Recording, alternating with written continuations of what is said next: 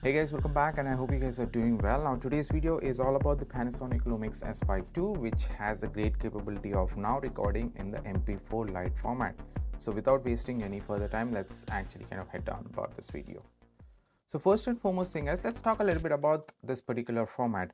The MP4 Lite format was basically introduced on the LUMIX S9, and this is the latest camera that Panasonic was actually doing. It's a compact mirrorless camera which is full frame and also has great benefits of just carrying around in your pocket. But the benefit of this originally was they had something called as MP4 Lite format, and this is something that they have basically introduced on the LUMIX S5ii recently with the firmware upgrade.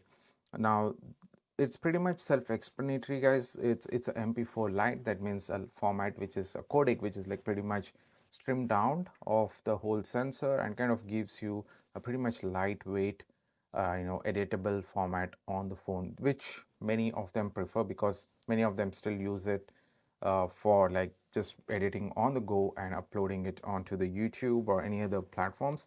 So the benefit of this is it actually gives you in the MP4 format, and it is 30 frames per second, and it's a 10-bit, and it's like 50 Mbps per second, so which is actually pretty much lightweight when you actually try to compare it with what you get out of full blown codec format. So let's see, if you kind of go back to the MP4 format, it's actually 100 megabits per second, and the renderings are a little bit different options, but this is like a pretty much fixed one. You get 3.8K resolution with 10-bit and 50 megabits at 30p frame rate, so which is actually good because in my opinion, when you actually try to edit on the go, you cannot always have a heavy laptop with you, probably even an iPad or anything. It's still a little bit troublesome to carry around.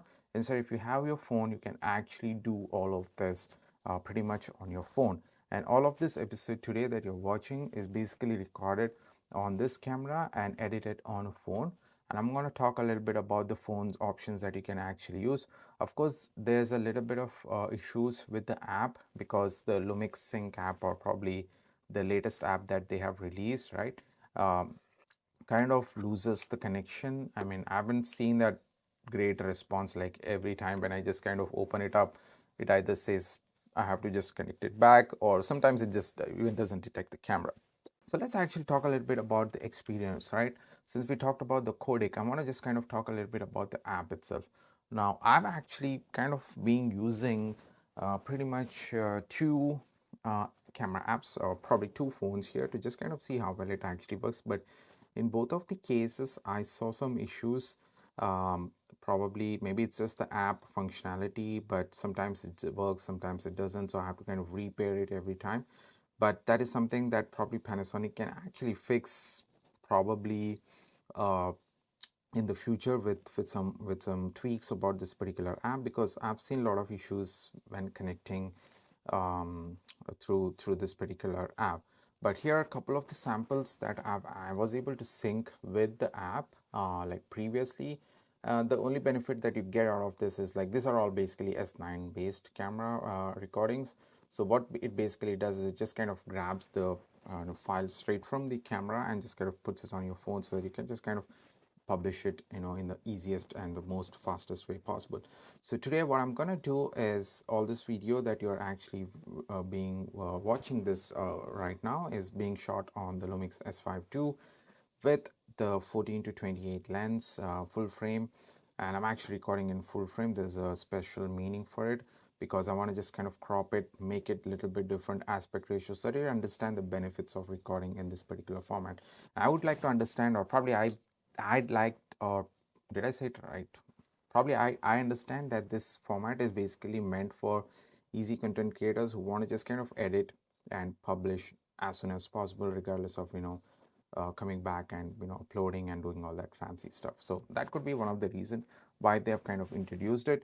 So we will kind of edit this on iPhone and as well as an Android phone. This is by the way, this is the most budget friendly phone that you can get. There's an Android from Motorola, so you can use this phone as well, because I was able to edit it. But of course it's a little bit flaky. It just kind of drops here and there, the frame rate. But If you have a powerful phone, probably iPhone or something like that, you can edit it pretty much the smoothest way as possible.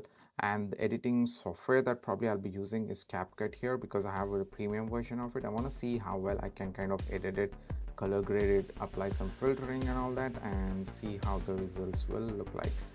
So if you're watching this video, probably you would understand that this was all shot on this camera and edited on a phone.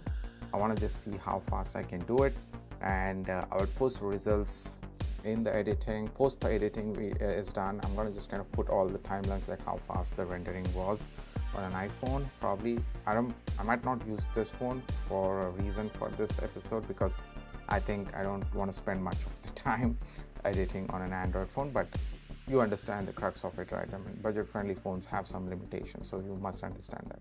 So I'm gonna edit this and on an iPhone, and I'll upload it using an iPhone, and you guys let me know how the results look like. All right, take care, bye bye.